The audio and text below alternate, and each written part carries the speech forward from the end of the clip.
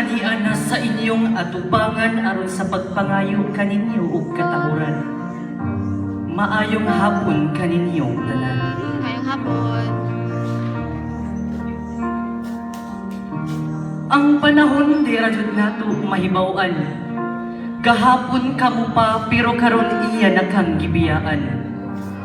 Ang pila ka tuig nga siya imong nakauban, sa usa ka tagna nahanaw ang tanan. Kay dinhi manggod sa kalibutan, tanang butang anaay katapusan.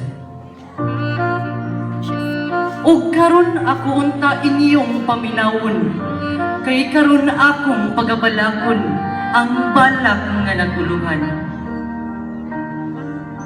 Bauna kining among gugma.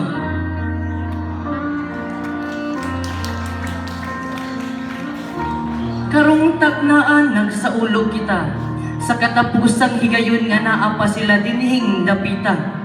Silbing pabawon sa mga paring atong gihigugma sa pag-adto na pud nila sa lain na pong parokya.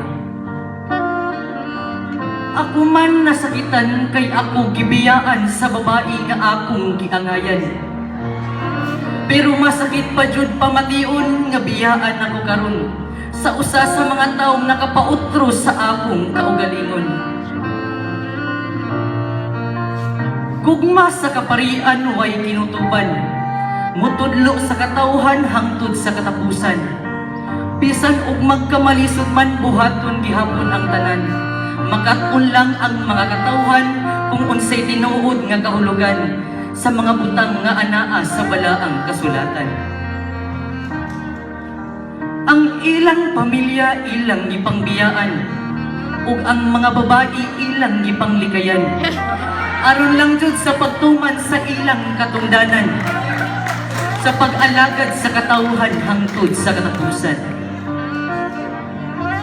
Nahimo kamo namong inspirasyon, labi na ka namong mga batan-on, aron magpadayon kami sa among pagtuon, ug magkinabuhing matarong subay sa kabuton sa labawng makagagahong. Inyo kaming gitudloan sa mga butang nga angay namong likayan, sa dalan nga angay namong subayan, ug sa kinabuhi nga angay namong puy-an. Wa mo'y mga misa nga ipangbalibaran, bisan man og lisod ang dalan inyo gihapong adtuan. Bisan man og nangalubong na ang inyong sakyanan sa kalabukan, inyo gihapong gibuhat ang tanan, para lang jud ang katawhan inyong matabangan.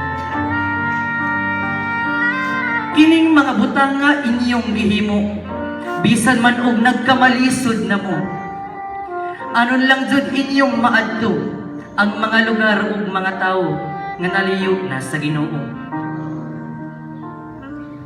Tungod ninyo daghang tawo ang nautro, ug daghang mga tawo ang nabag-o, ug usan nakuadto. Ug unta dili mo magbag-o, kay puhon mulaag pud miadto sa lugar kung asa mo na destino. Monsignor Sergio Surigao ug Padre Noel Abrigana, dili namo makalimtan ang mga oras nga kamo akong nakauban, ang panahon nga nakauban mo namo sa pagpangaon, ang mga oras nga kamo among nakaistorya nga kauban mo namo sa pagpangatawa, ug ang mga binuang ninyo sa panahon sa misa. Karong mubiya na mo niining among parokya, bauna ug dada kining katapusan nahong giistorya. Bisan man ug wa na mo niining parokyaha, dili gihapon mawa ang among gugma para kaninyong duha. Daghang salamat sa tanang kaayuhan ug unta iya mong giyahan padulong na pud sa laing lugar nga inyong pagaadtuan. Daghang salamat ug maayong hapon kaninyo Padre ug kaninyong tanan.